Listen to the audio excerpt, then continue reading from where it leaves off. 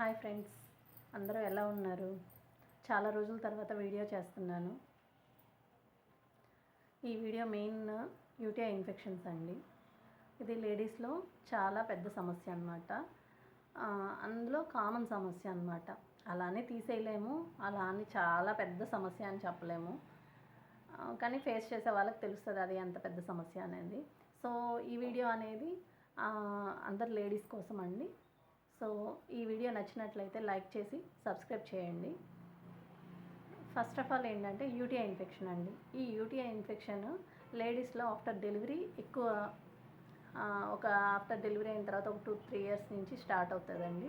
ఏంటంటే ఆ టైం అనేది గ్రోతింగ్ ఫేజ్ అనమాట. మైక్రోబ్స్ అనేది గ్రోత్ అయ్యే స్టేజ్ అనమాట. అసలు మనకి ఆ టైంలో ముందు లేనిది మనకి డెలివరీ తర్వాత ఎందుకు వస్తుందని కొంతమంది డౌట్ ఉంటుంది.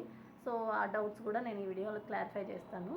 ఫస్ట్ ఆఫ్ ఆల్ ఏంటంటే బేబీని మనకి డెలివరీ చేస్తారు కదా అండి. సి సెక్షన్ ద్వారానా లేకపోతే నార్మల్ డెలివరీ అనేది వాళ్ళ ఆప్షన్స్ అన్నమాట. డాక్టర్స్ అంటే మీకు నార్మల్ అవుతుందంటే నార్మల్ చేస్తారు, లేదు కావట్లేదు బిడ్డకి సి సెక్షన్ చేయాలి కంపల్సరీ అన్నప్పుడు సి సెక్షన్ చేస్తారు.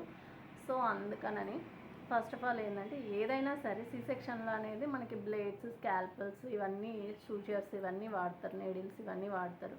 సో అవి స్టెరిలైజేషన్ చేస్తారనమాట. స్టెరిలైజేషన్ చేసిన ఎక్కడో చోట అనేది మైక్రోబ్స్ అనేవి ఎక్కడో చోట చిన్నగా అయినా ఎక్కడో చోట ఎంత స్టెరిలైజేషన్ చేసినా కూడా ఎక్కడో చోట అనేది మనకి 100% వాళ్ళు స్టెరిలైజేషన్ చేస్తారు.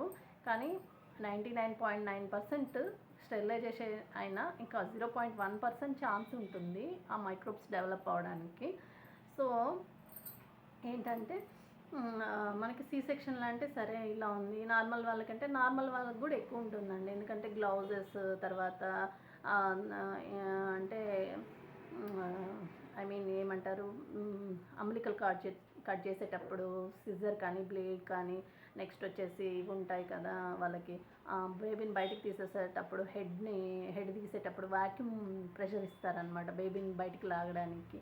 సో అలాంటి పైప్స్ కొంతమందికి ఇలా చేస్తూ ఉంటారండి. సో దానివల్ల ఏంటంటే ఎక్కడో చోట మనకి ఆ సమస్య అనేది స్టార్ట్ అవుద్ది అనమాట. సో వాళ్ళు ఏం చెప్తారు డాక్టర్స్, మనకి డెలివరీ అయిన తర్వాత మీరు కంపల్సరీగా వాటర్ బాగా తీసుకోవాలి అని చెప్తారనమాట. కానీ మన పేరెంట్స్ ఏమంటారు, వాటర్ ఎక్కువ తాగడం వల్ల మీకు పొట్ట వస్తుంది, అందువల్ల మీరు వాటర్ తాగకూడదు అని పేరెంట్స్ చెప్తుంటారు అనమాట. కానీ డాక్టర్స్ చెప్పేది మన మంచి కోసం. ఎందుకంటే వాటర్ ఎక్కువ తాగడం వల్ల అవి ఏమన్నా ఉంటే ఆ యూరిన్తో పాటు బయటకు వచ్చేస్తాయి అన్నమాట. యూరినేషన్లో అవన్నీ బయటకు వచ్చేస్తాయి అన్నమాట. సో దానివల్ల మనకి యూరియా ఇన్ఫెక్షన్స్ రావడానికి ఛాన్సెస్ తక్కువ ఉంటాయి. సో అందుకని వాళ్ళు చెప్తారు. మనకేంటంటే మన పేరెంట్స్ వద్దు, మీరు వాటర్ ఎక్కువ తాగితే మీకు పొట్ట వస్తుంది అని చెప్పి వాళ్ళు అంటారనమాట. సో దీనివల్ల మనకేంటంటే సరే మన పేరెంట్స్ మాట వింటాము, ఎందుకంటే వాళ్ళు పెద్దోళ్ళు కదా, వాళ్ళకే ఫస్ట్ ఆప్షన్ వాళ్ళే ఇస్తాం అనమాట. కానీ ఇది ఏమవుతుందంటే లేటర్ అని ఒక 2 ఇయర్స్ తర్వాత ఆ మైక్రోబ్స్ అనేవి ఇప్పుడు ఎక్కడో ఒక మైన్యూట్ ఉందనుకోండి, ఆ మైన్యూట్ ఏమైద్ది, మనం సరిగా వాటర్ తర్వాత మన వాటర్ తాగకుండా అటు ఇటు మనకు వర్క్ ప్రెషర్లో పడిపోయి కొంచెం బాడీలో డిహైడ్రేషన్ ఎప్పుడు స్టార్ట్ అవుద్దో ఆటోమేటిక్గా అక్కడ మైక్రోబ్స్ అనేవి గ్రోత్ అవ్వడం స్టార్ట్ అవుతుంది అనమాట. 1-2 అట్లా. తర్వాత మనకి ఏమవుద్దంటే స్టేజ్ 1లో యూరినేషన్ కొంచెం మంటగా ఉండడం అలా ఉంటుంది. తర్వాత కొంచెం అది మనం లైట్ తీసుకున్నాం అనుకోండి, తర్వాత ఏమవుతుంది, అది ఫీవర్గా వస్తుందన్నమాట.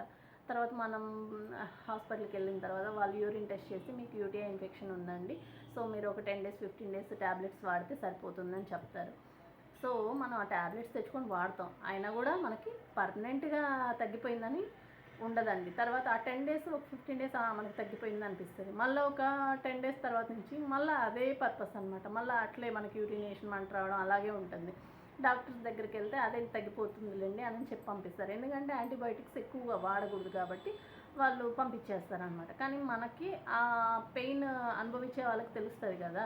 సో వాళ్ళు ఏందబ్బా ఇలా ఉంది అనిపిస్తుంది అనమాట. మనం వాటర్ తాగుతుంటాం అయినా కూడా కంట్రోల్ అవ్వదండి అది. సో ఎప్పుడైతే మనకి అలా సివియర్గా అనిపించిందో మనకి యూటీఐ ఇన్ఫెక్షన్ అనేది, అది మనకి అవతల వాళ్ళకి ఏమనిపిస్తుంది అంటే చిన్న సమస్యలాగా అనిపిస్తుంది, మనకు మాత్రం అది అనుభవించే వాళ్ళకి మాత్రం ఇది పెద్ద సమస్యలాగా కనిపిస్తుంటుంది. కానీ అది భరించడం కూడా చాలా కష్టం అండి యూటీఐ ఇన్ఫెక్షన్ అనేది. అది కొంచెం లేటర్ ఆన్ స్టేజెస్ వెళ్ళే కొద్దీ ఏమవుతుందంటే మనకి అంటే కింద మనకి ప్యాచెస్ లాగా, వైట్ ప్యాచెస్ లాగా, తర్వాత పొడి బారడము, ఇలా వెజనల్ ఏరియా అనేది పొడి బారడము, తర్వాత అలా అవుతూ ఉంటుంది. సో దానికి వీటన్నిటికంటే మెయిన్ ఇంపార్టెంట్ ఏంటంటే మనం హైజీన్ మెయింటైన్ చేయాలండి. ఎంత హైజీన్ మెయింటైన్ చేసినా కొంతమందికి డెలివరీ తర్వాత అనేది కంపల్సరీగా ఉంటుంది. దాన్ని ఇంకా రెడ్యూస్ చేసుకోవడానికి మనం కొంచెం హైజీన్గా మెయింటైన్ చేయాలి. కొంతమంది యాడ్స్లో చూపిస్తుంటారు, వీ వాష్ వాడండి, వీ వాష్ వాడితే pH అనేది నార్మల్గా ఉంటుంది, సో మీకు వెజనల్ ప్రాబ్లమ్స్ తక్కువగా ఉంటాయి, అది ఇదని చెప్తుంటారు. అవన్నీ అబద్ధాలండి. అంటే అబద్ధం అంటే కెమికల్స్ కదా అండి, మనం వాడకూడదు అని నా ఉద్దేశము.